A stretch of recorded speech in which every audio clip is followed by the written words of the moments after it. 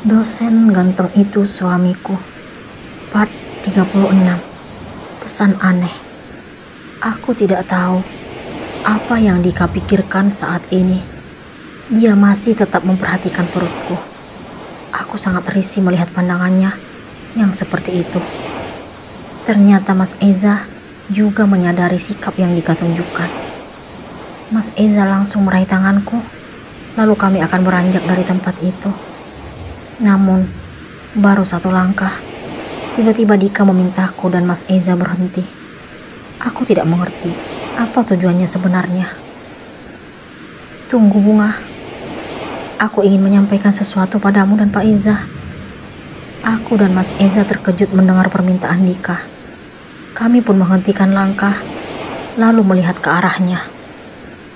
Ada apa? Tanyaku dengan nada kesal. Hati-hati dengan Cindy.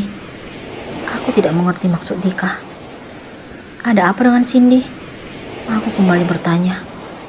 Dia punya rencana jahat untuk mengusik rumah tanggamu. Maksudnya apa Dika? Tanya Mas Eza tiba-tiba. Ternyata Cindy memiliki kakak perempuan yang sudah lama menaruh hati pada bapak. Dika memberikan jawaban kepada Mas Eza. Kenapa mengatakan hal ini pada saya dan Bunga? Bukankah kamu selalu berusaha untuk mengganggu rumah tangga kami? Mas Eza terlihat kesal kepada Dika. Awalnya, saya memang tidak terima setelah mengetahui Bunga sudah menikah. Tapi seiring berjalannya waktu, saya menyadari kalau Bunga bukanlah jodoh saya. Oleh karena itu, saya berjanji untuk ikhlas. Dika memberikan jawaban di depan Mas Eza. Aku sangat lega ketika Dika mengaku kalau dirinya sudah ikhlas dengan hubunganku dan Mas Eza. Namun, hati ini kembali gelisah saat dia menyampaikan sesuatu yang membuatku kesal. Siapa kakaknya Cindy, Dika? Tanyaku kepada Dika. Namanya Dara. Dia baru bercerai dari suaminya. Aku sangat terkejut mendengar penuturannya. Apa? Jadi selama ini tujuan Cindy mendekati suamiku karena Dara. Aku sangat sedih mengetahui Dara yang ternyata bekerja sama dengan Cindy. Sayang, kamu gak apa-apa? Mas Eza langsung meraih tubuhku. Aku ingin kita pulang, Mas. Aku merasa tidak kuat jika Dika masih melanjutkan pembicaraannya tentang Dara dan Cindy. Iya sayang, kita pulang sekarang. Aku dan Mas Eza berpamitan dan berterima kasih atas informasi yang Dika berikan. Kami pun meninggalkan tempat itu. Terus terang, aku tidak mengerti kenapa rintangan dalam rumah tanggaku dan Mas Eza tiba-tiba datang menghadang saat aku benar-benar ikhlas menjadi seorang istri. Padahal waktu aku belum membuka hati untuk Mas Eza, kehidupan kami baik-baik saja. Sekarang, aku harus mendengar informasi menyakitkan dari laki-laki yang dulunya selalu berusaha mengganggu hidupku. Ternyata Dara dan Cindy memiliki rencana untuk mengusik rumah tanggaku dan Mas Eza.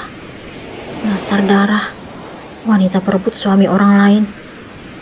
Aku tidak mengerti kenapa Dara berpisah dengan laki-laki yang dulu dia rebut dari wanita lain.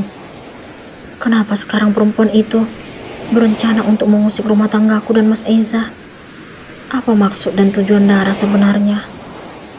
Aku tidak akan pernah tinggal diam kalau wanita itu memiliki niat tertentu. Tidak akan kubiarkan laki-laki yang menjadi calon ayah dari anakku tergoda dengan rencana yang akan dia jalankan bersama Cindy. Mas Eza suamiku juga milikku selamanya. Aku tidak akan memberikan kesempatan kepada wanita lain merusak kebahagiaan yang telah aku jalani bersama Mas Eza. Saat ini, kami akan tetap menjadi pasangan suami istri yang kini sedang menantikan kehadiran buah hati tercinta. Kehamilanku telah membuktikan betapa kuatnya ikatan di antara kami. Sayang, kamu jangan terlalu banyak mikir dong. Ingat anak kita. Mas Eza menenangkanku. Saat mobil telah melaju menuju perjalanan pulang ke rumah mertua. Aku gak ngerti kenapa Dara dan Cindy senekat itu, Mas.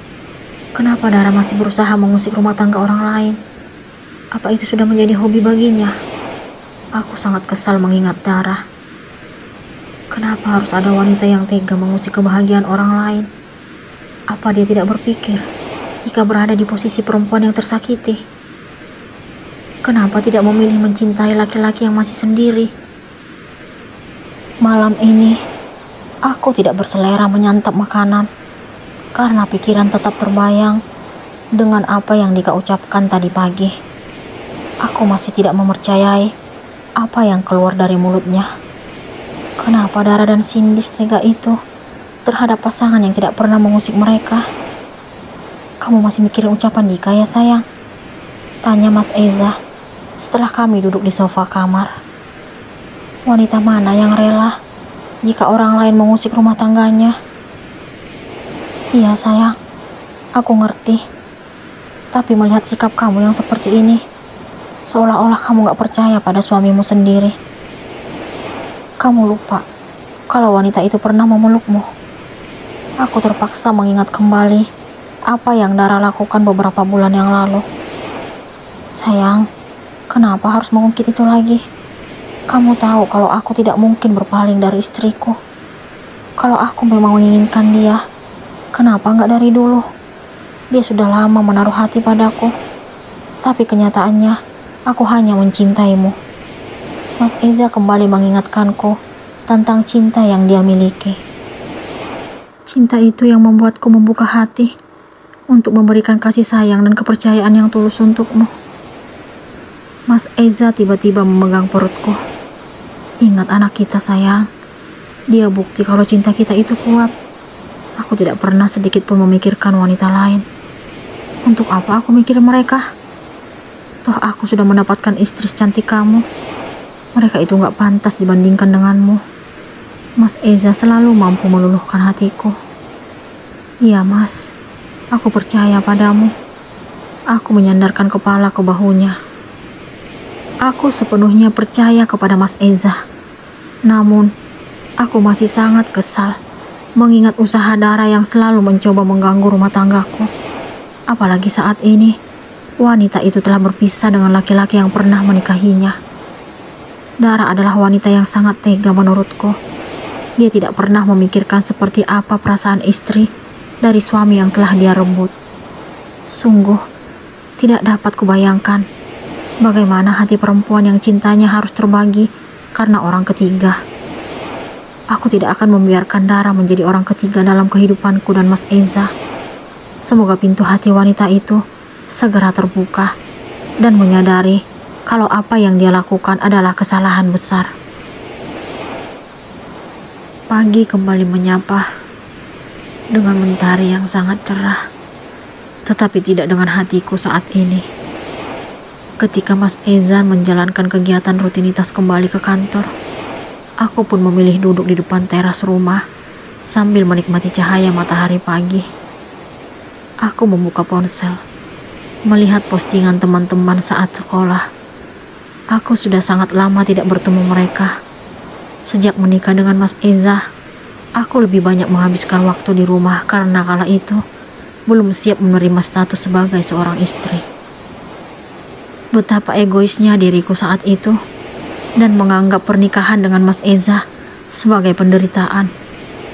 Namun, dia tetap sabar dan ikhlas menghadapi sikap istri yang tidak menginginkan dirinya. Dia bahkan tidak pernah memaksaku untuk melakukan kewajiban sebagai istri.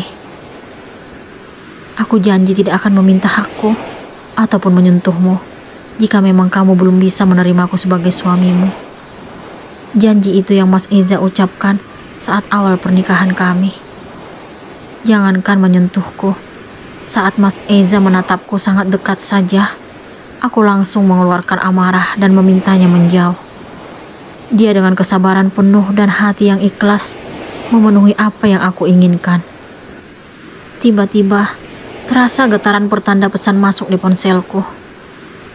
Tidak akan kubiarkan dirimu bahagia bersama laki-laki yang seharusnya menjadi milikku. Aku sudah lama mengenalnya sebelum kalian menikah. Aku lebih berhak atas Eza, bukan kamu. Aku tidak tahu siapa yang mengirim pesan tersebut. Bisa-bisanya dia mengaku lebih berhak atas laki-laki yang telah menghalalkanku.